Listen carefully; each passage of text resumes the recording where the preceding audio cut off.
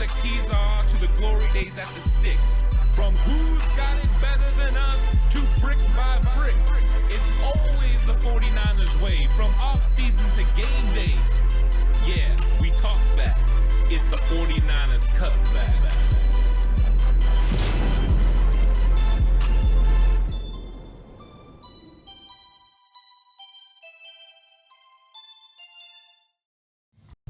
It's 49ers Cutback Podcast time. Welcome to the show, everyone.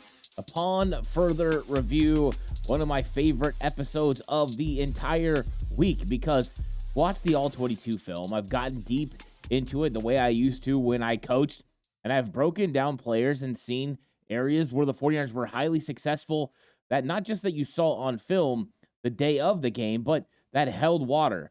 So great play on one side, and then also some negative things, some things that the 49ers need to work on, some coaching points as it would be. This is exactly what you do when you examine the film as a coach. You go through and you find the positives, you find the negatives, and you go through and you watch film a lot. And a lot of people, will say, oh yeah, I watched through the film. But if you're actually breaking down a play, you can break it down a lot. You can watch every single player. And of course, when you have position coaches, they focus in on their positions, and that's how you get a more strategic breakdown. But a lot of times when you're a head coach, you've got to get a complete overview, and you've got to break down every single player. And I always wanted to know what to talk to my position coaches about when I was a head coach or an offensive coordinator. So I would look at each single player and watch them on every single play. That means I watched each play at least 11 times. A lot of times it was more than that. I'd find little intricacies, maybe technique flaws, overall alignment issues. You could find a lot that you need to improve, because the key to any football team is not just how you played, but getting better. Yeah, you want to recognize good play, but you also want to fix anything minor. And one of the things one of my coaches used to always say to me is we would have a big touchdown play, and I would walk by him and I'd be like, hey, we need to fix that backside block. If we don't, it's going to end up catching us in the long run. And he would always laugh because everyone else is cheering and excited, and I'm focused in on something else. And that's exactly what you have to do when you focus in on the film.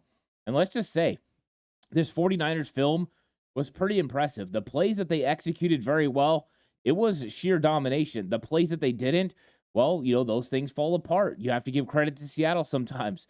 They are NFL players too. And to be honest, Pete Carroll and Clint Hurt and that Seattle Seahawks defense came in with a good game plan to slow up the 49ers.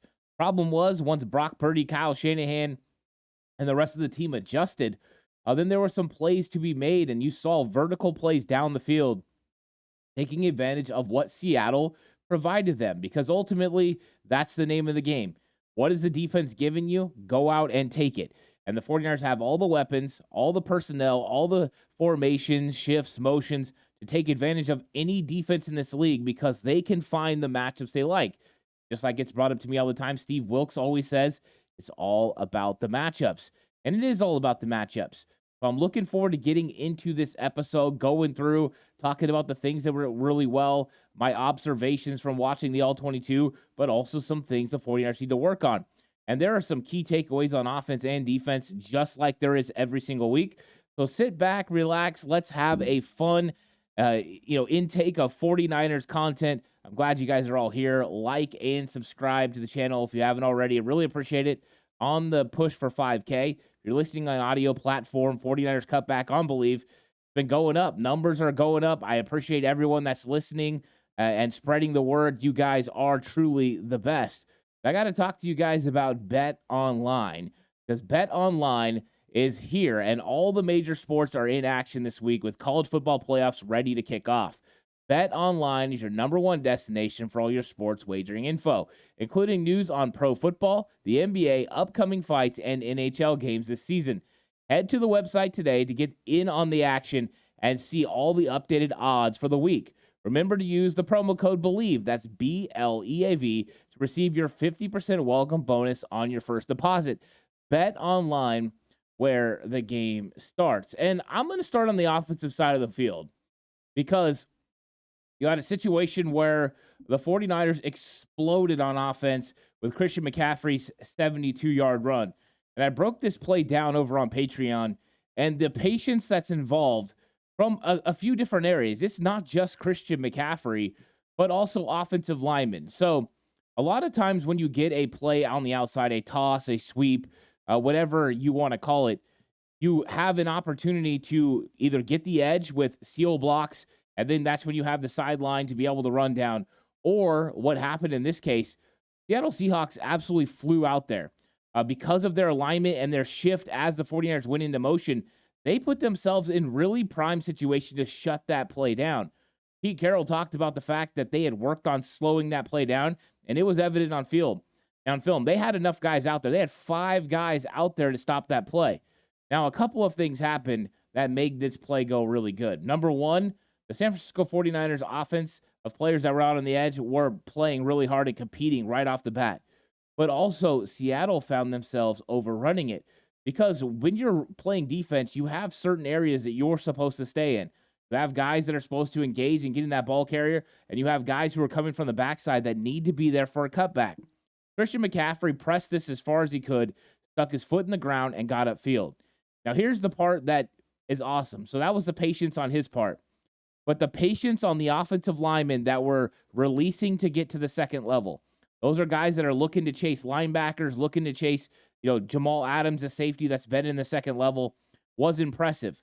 Most of the time when you're running a toss play like that, you want to be able to cut those guys off, get your body between them and the outside, them in the hole, and be able to shield them so McCaffrey has an alley to run. But you're taught as an offensive lineman, if you're running there and those guys beat you to the spot, just continue to chase. A lot of times offensive linemen will give up on it, or offensive linemen will hit players in the back. That didn't happen here. John Feliciano, Aaron Banks, and others chased their guys down and kept running and kept running. And what you got was a cutback from Christian McCaffrey, and then John Feliciano, who was right guard, all the way on the other side of the field, he cuts back against that block as well. And McCaffrey, when he cut back to the outside to set up the block for John Feliciano. Talk about a complete running back. The vision to not just see where he's supposed to go, but also help set other guys' blocks up as well. Just phenomenal. And Feliciano's in the right spot. McCaffrey cuts back. And then, of course, you get the great block down the field, 75 yards down the field. Brandon Ayuk working on Witherspoon. The only thing that's disappointing is that Christian McCaffrey doesn't get in the end zone for a touchdown. But overall, the execution, the patience of the 49ers offense and taking what's there. Because Seattle had that one hemmed up, should have been able to take it away. So that was a huge takeaway right away, was the patience and just the attention to detail from every member of the offense as they went ahead and dominated with a huge explosive play. And I will say this, it was clear to me watching this film, the 49ers offense is getting better. And I know it wasn't a 42-point performance like it was against Philadelphia the week before, but the 49ers offense figured things out in this game. And a lot of times that's what it's about. And like I said in the early monologue, the Seattle Seahawks, they came in with a really good plan. They had extra time. They had played on Thursday Night Football against the Cowboys, and they really had a good game plan. They were running a lot of cover 3 zone, but bringing in a defender into that middle area of the defense in an alert position and allowing them to kind of free roll, read Brock Purdy's eyes. And as you've seen in the first parts of the game, there were big hits on George Kittle over the middle. They were stopping Deebo Samuel from getting first downs. It was tough sledding for the 49ers offense through the air. They were also not going with all of Christian McCaffrey's motions, kind of ignoring Deebo in some motions sometimes. They were very dedicated to what they wanted to do, and they stayed on point. So I had to tip my cap to what they were doing. But this is why I think the 49ers offense is getting better. Because when something is presented to you like that, you can either just try to muscle through it, find ways to still win in the same situation, or you can go to what you do best and just evolve. And that's what Kyle Shanahan does. He evolves. He figures things out. He started moving guys away, finding things up the seam, taking advantage of that safety being in the middle of the field, and ultimately some shots deep down the field by Brock Purdy. Because all of a sudden, you're in a cover 3 and you buzz up and you are sitting on something and Deebo runs right by you. Boom, big touchdown.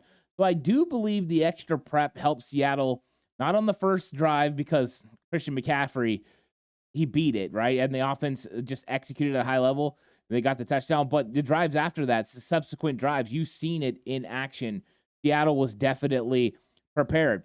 And Brock Purdy has just busted this offense wide open because these were plays that just weren't available before. These are plays that I've watched on film for the last 3 years as I've done all 22 breakdowns and just got deeper into the 49ers film that Jimmy Garoppolo used to miss. And a lot of times you would see it, right? You'd see the guy wide open down the field, and people would point out, and they're correct, those guys were on the backside of the progression. He would throw a 3-yard slant, or he would throw a quick in cut for 5 yards. Great, that's the first part of the progression.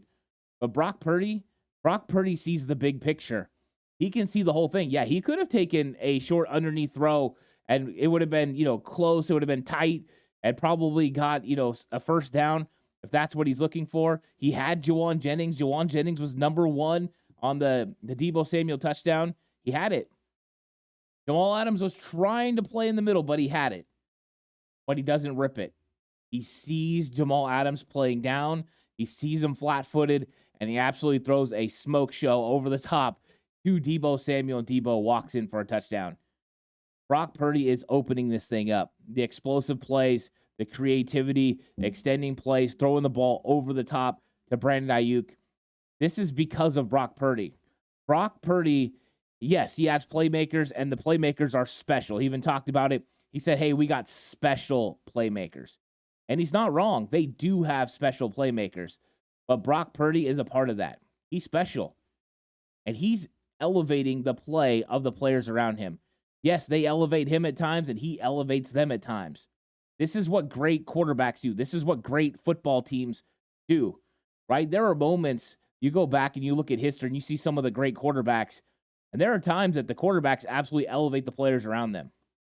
And there's times that those players make great plays to elevate the play of the quarterback. Give and take. That's exactly what Brock is doing right now. But Brock can make every single throw they need him to make, minus a 65 or 70-yard bomb that travels 60 or 70 yards in the air. But you don't need that in this offense. An offense predicated on timing, an offense predicated on building openings and using and marrying the run game to play action and then those deep shots. So Brock Purdy is just helping this offense bust things open, and you can see it. They had 2 turnovers, which they've got to make sure they clean up. Brandon Ayuk, there's some sort of miscommunication there between Ayuk and Brock Purdy, and then it ends up being an interception off Brandon Ayuk's hands. But you also have a situation where you had communication problem later with Deebo Samuel. So I don't know if this is a Brock issue, if he was maybe seeing it a little bit different, or the wide receivers were running through their zone or not, or sitting down where they weren't supposed to. Those are things that they've got to work out for sure. But what we do know is Brock Purdy is executing at a high level. And Brock Purdy's wide receivers and skilled players, they count on him, and they know that he's going to get the ball to them every time. The fact that Brandon Ayuk and Deebo Samuel have both said now that they have to be prepared for the football because Brock Purdy might get it to them, even though they're at the end of the progression, that just shows the dynamic that he presents. Because now, even if you understand Kyle Shanahan's concepts as a defense, and you understand what his first couple of options are, and you're bringing a blitz, and you think, oh, they're going to do this, and we're going to go to the hot. Maybe not. Maybe not now. Brock Purdy could find something down the field. So areas where you thought you were safe, you're not safe anymore.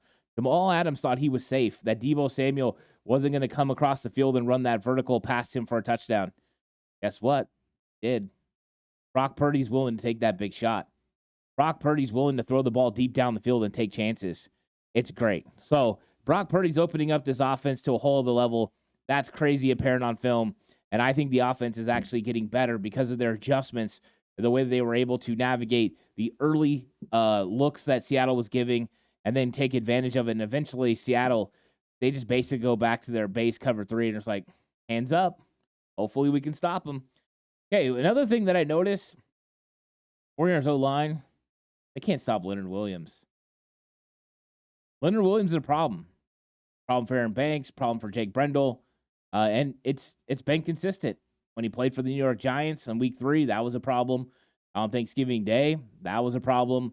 This time, it was a problem The good news is Leonard Williams doesn't play for any other teams because the 49ers struggle with Leonard Williams. He's a bad matchup.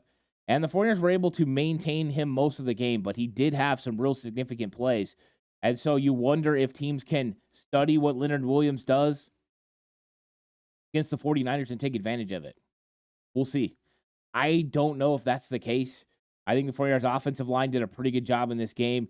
They were able to hold things down. They picked up blitzes. They picked up, all kinds of stunts, and they held up for the most part. The touchdown to Deebo Samuel, the situation where he had time to step up in the pocket and absolutely rip that football down the field. So when the moments came, they held up. So that was really good news, and it was good to see. But Leonard Williams, just a problem for the 49ers offensive line. Charlie Warner is an absolute beast. The dude is so good at blocking. The 49ers last year, it was interesting because Warner didn't look that good. And so if you're not going to block really good and that's what you're here to be, you're here to be a blocking tight end. If you're not executing at a really high level as a blocking tight end, then that's when your possibility of being on the team starts to shake, right? That's why the 49ers drafted Braden Willis and Cameron Latu. Because I thought, hey, we're going to have to replace these guys down the road because our depth hasn't been getting it done. Now, of course, Ross Dwelly's hurt. Braden Willis was active in this game and played in a little bit of the mop-up time. But Charlie Warner has been excellent. His blocking superb. He now has a catch in each of the last 2 games, right? It's shocking to see, but he is getting involved in that category, and he's catching the football. One of his problems before is he would get open, but he would drop it. So the fact he's had 2 catches, I know very short gains, but in the grand scheme of things, at least he's becoming a vital weapon that they could use. Like, oh, here we need a quick check down. There's Charlie Warner. Boom, get him the ball. At least it makes defenses have to account for him. That way when he's on the field, they're not accounting for 10 guys, not accounting for 4 eligibles in the passing game because they don't worry about Charlie Warner. So it's a little subtle thing there for Warner, but his blocking, the things he's given to the 49ers on the edge, it's just brilliant. I mean, it really is. I mean, he's blocking really, really good on the edge. And when the 49ers go to their 12, which is 1 running back, 2 tight ends, or 22 personnel, 2 running backs, 2 tight ends, they just have an advantage. You bring in your base, 4-3, base 3-4, and you try to line up against them, and they find an advantage, especially on the edge. His ability to block and trap, a wham block on interior defensive linemen. There's not a lot of tight ends that block at his level. So it's good seeing Charlie Warner do that, and that was a big takeaway for me, was just his ability to be able to block at that level on offense. And that's exactly what you're looking for. Now, on defensive side of the ball, my first takeaway is the 49ers edge defenders, studs, making plays, right? And if you look at the box score,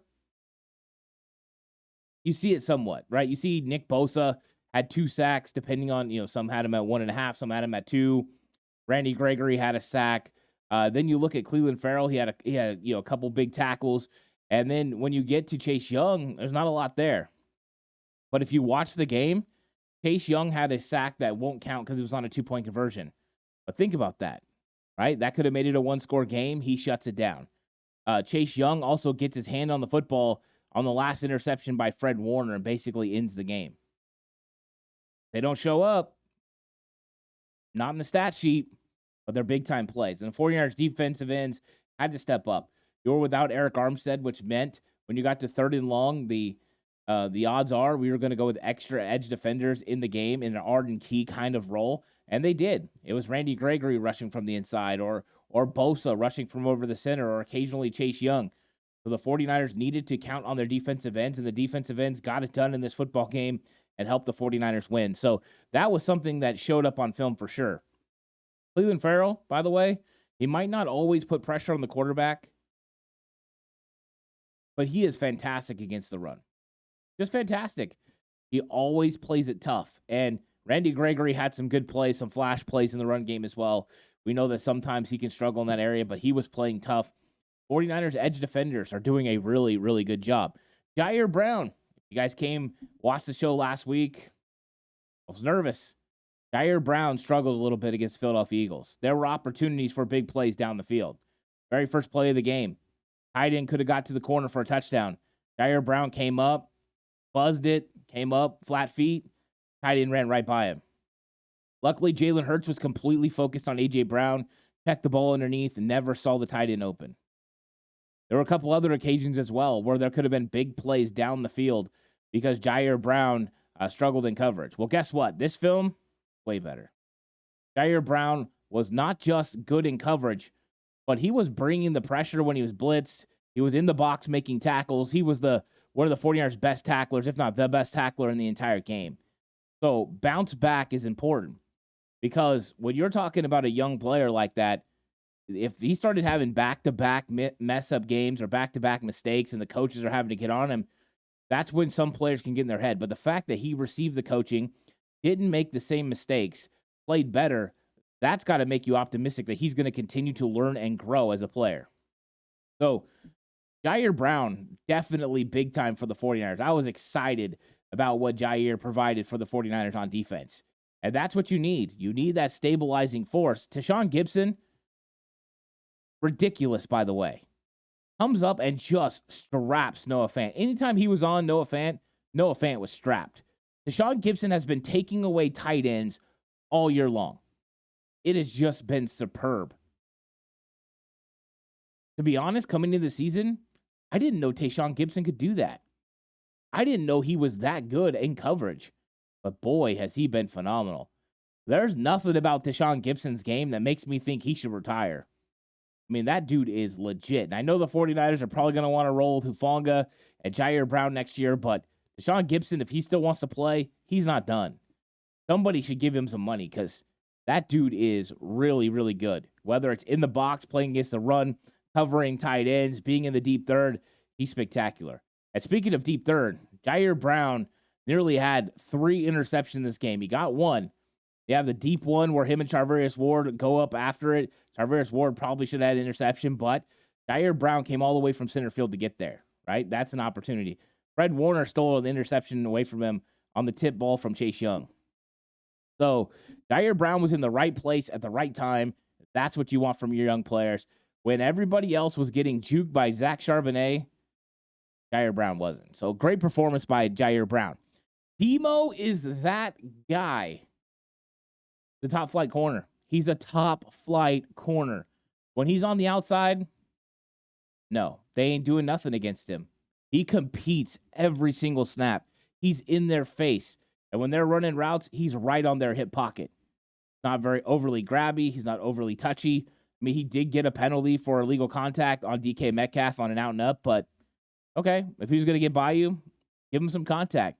A lot of times when you're a smaller corner and you're going against a bigger, more physical receiver, you can get away with contact. I have no problems with that. A 5-yard penalty, okay, you don't like it, but you live with it. But Deommodore Lenoir should have had 2 interceptions in this game. One of them negated by Nick Bosa being offsides. The other negated by the fact that he dropped the football. And I think Flanagan Fowles might have gotten his face a little, or in his space a little bit, and he lost vision of the football. But Deommodore Lenoir is that guy. And it's not just in coverage, but against the run as well. When he's playing nickel, his run fits are great. Now, he didn't play nickel a lot in this game, and Isaiah Oliver had to come in because of the injury to Charvarius Ward. And I'll continue to say this. Isaiah Oliver's really good in run fits. He steps up in the right spot. He gets to the right location. When he has the opportunity, keeps his outside arm free, makes the tackle. He tacks the outside knee, makes the tackle. Does a good job. Was there a couple times on film where I wasn't a huge fan of either where Isaiah Oliver was in run fits? There was one time for sure, and another time where maybe he got a little bit more out over his skis than he should have, a little bit too much forward lean, yes. But for the most part, he did a really good job in tackling. That's never the issue with Isaiah Oliver, and it showed up on film. But I love the way it's being coached. These guys understand what their responsibilities are, as when they're a nickel corner, they're also the third linebacker. So, huge fan of what the nickel corners are doing in the run game, and that needs to continue. But yeah, Demo, he's top flight. We had a different nickel corner, and Demo could play outside the entire time, opposite of Charvarius Ward. No fly zone. I'm telling you, it's going to be hard. It's going to be hard for some teams as long as the 49ers can stay healthy. It's going to be hard. Kevin Givens and Javon Kinlaw stepped that up. Both of them played well, and Givens had a great game. And with Givens, it can be hit and miss. And I worry a lot of times when he goes against teams like this that will double team at the point of attack and get a little bit of a push. but he was getting skinny, knifing through, using his technique to get penetration into the backfield and make plays. Givens needed to have a big game with them missing Eric Armstead, with them missing for part of the game Javon Hargrave, and he did. They needed that rotation of him and Kinlaw. And Kinlaw had a couple of times he put pressure on the quarterback. There was another time where he had a big 4-yard stop behind the line of scrimmage, which completely changed the complex of that drive. The first play, they got it down there. They got a 5-yard gain. It's 2nd and 5. Here comes Kinlaw, blows it up. Next thing you know, it's 3rd and 9, and the 49ers get a stop. That's the kind of things you need from your interior defensive line, and Kinlaw and Kevin Givens provided it. And I'm glad they did.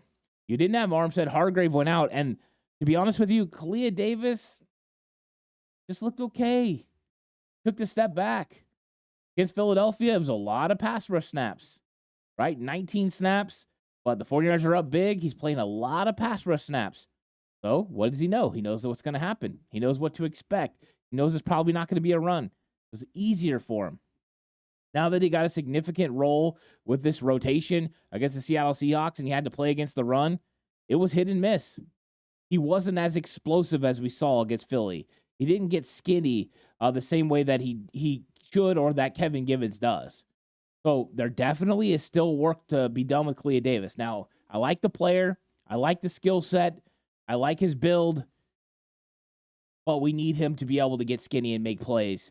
And so, to me, I think that the 49ers possibly need to do something at the defensive tackle spot if they're going to be without Hargrave. We do know Hargrave is day-to-day. That's good news. He could potentially play against the Cardinals. But if the Cardinals game comes up and you're without Hargrave, you're without Kalia Davis. I'm sorry, without Hargrave and Armstead. And you've got Kalia Davis, you've got Kinlaw, and you've got Kevin Givens. We know there's an extra spot that they need to fill. T.Y. McGill, potentially. But I wouldn't even be surprised if 49ers don't elevate 2 defensive tackles. Figure something out there. So Kalia Davis, I'm not done with him by any means.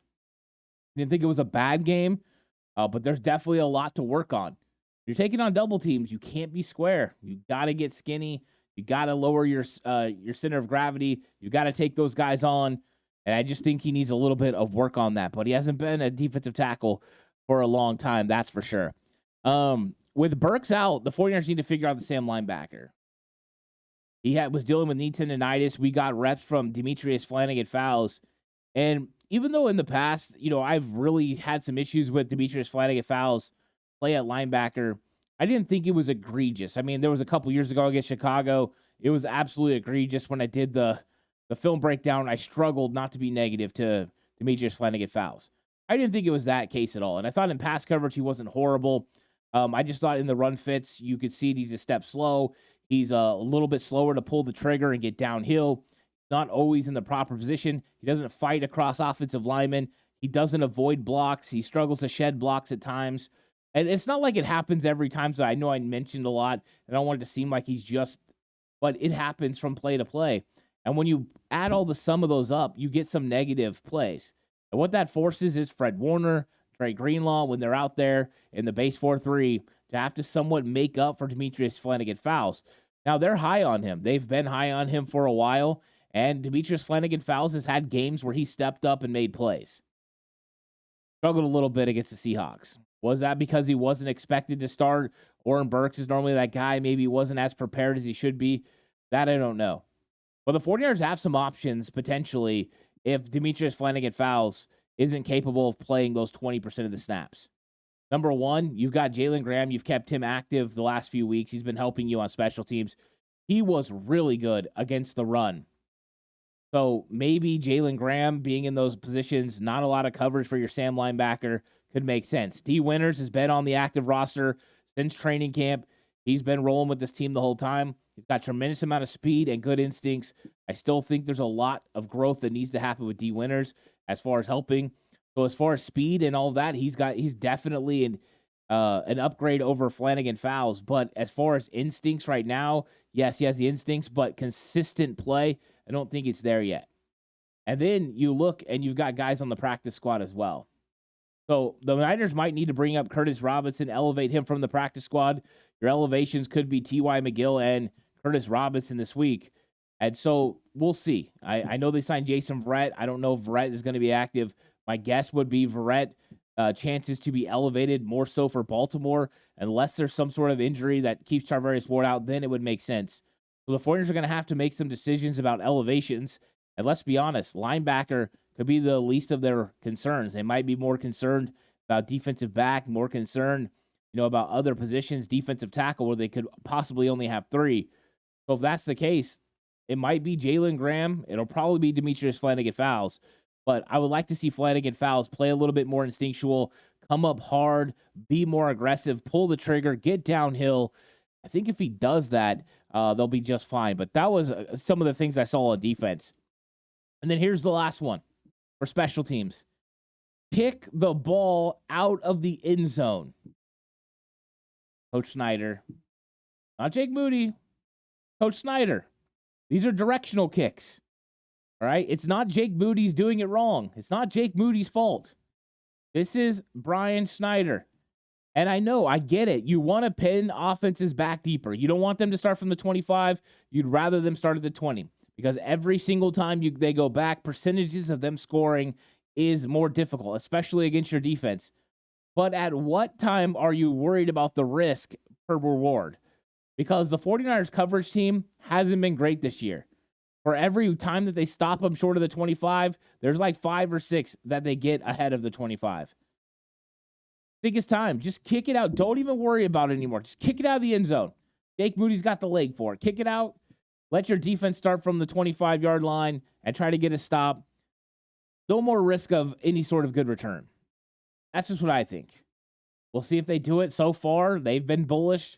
Kyle Shanahan hasn't told them he has to do it. They keep trying to get this done. They did it with Richie Hightower when he was a special teams coach. Now they're doing it with Brian Schneider. And this time they have a kicker that can absolutely boom it.